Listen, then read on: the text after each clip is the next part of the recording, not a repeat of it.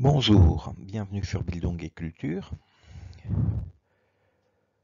Dans le cadre des 101 livres pour se former une âme, nous proposons aujourd'hui une présentation de l'idéologie allemande de Karl Marx et de Friedrich Engels.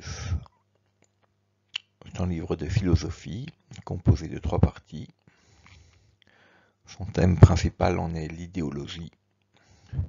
Les thèmes annexes sont la conscience, l'imaginaire et le réel, les forces productives, le faux, la division du travail, la religion et la classe. Contexte historique. Le livre fut écrit en 1846, mais ne fut redécouvert qu'en 1932 à Moscou. Le texte traitait du problème de l'idéologie, c'est-à-dire d'une forme de la conscience fausse. Cependant, le faux de la conscience n'est pas un faux simple à déceler.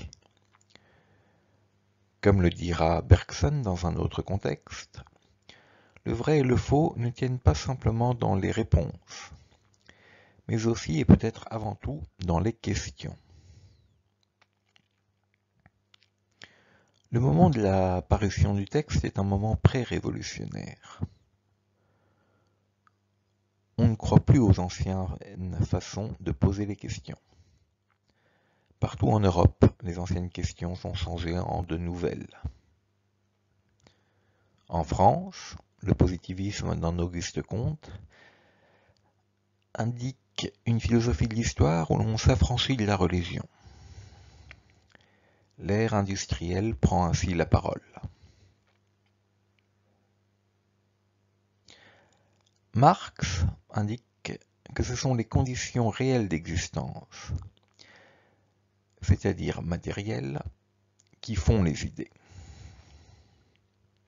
Il s'agit donc ici d'aller de la terre au ciel, et non plus du ciel à la terre.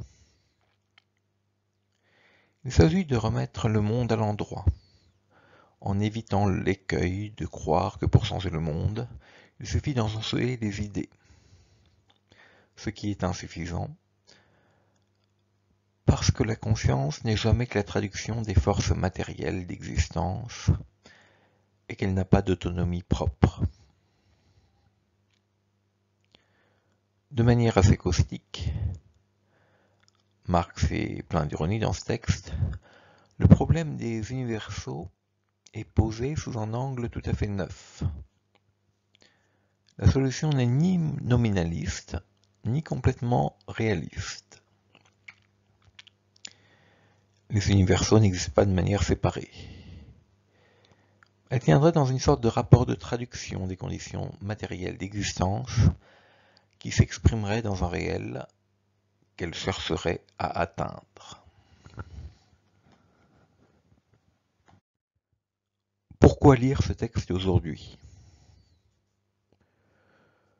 Une lecture de Marx est toujours préconisée dans un monde qui s'estime en crise. Le problème du texte n'est pas exactement le vrai et le faux, mais plutôt les rapports de la réalité à sa représentation. Le monde dans lequel on vit est à la fois un monde de production des objets matériels et à la fois un mode de représentation. Le monde de la représentation, c'est celui de la religion. Les hommes sont réunis entre eux par des croyances communes qui sont des croyances de classe. Mais les classes existent-elles indépendamment de l'idéologie qu'elles portent?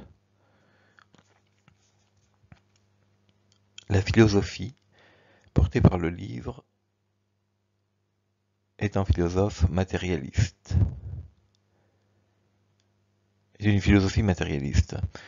Il faut comprendre par là que les forces productives créent du réel dans lequel les idéologies vont prendre place. Le travail de Marx est un travail de démystification. On se rappelle ce passage souvent cité. Les formations brumeuses du cerveau humain sont-elles aussi des sublimés nécessaires du processus matériel de leur vie, empiriquement vérifiables et liés à des circonstances matérielles préalables. Par conséquent, la morale, la religion, la métaphysique et tout le reste de l'idéologie, ainsi que les formes de conscience qui leur correspondent, ne conservent plus leur semblant d'indépendance. Elles n'ont ni histoire ni développement.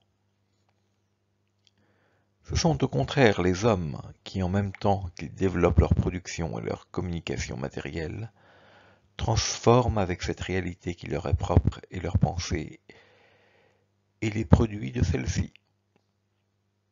Ce n'est pas la conscience qui détermine la vie, c'est la vie qui détermine la conscience.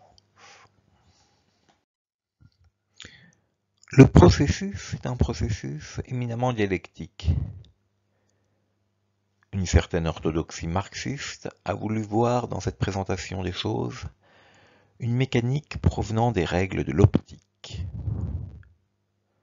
La figure de la camera obscura, qui voit le monde inversé et qu'il s'agit de remettre sur ses pieds, a été fréquemment utilisée pour voir dans le processus dialectique un processus purement instrumental et mécanique.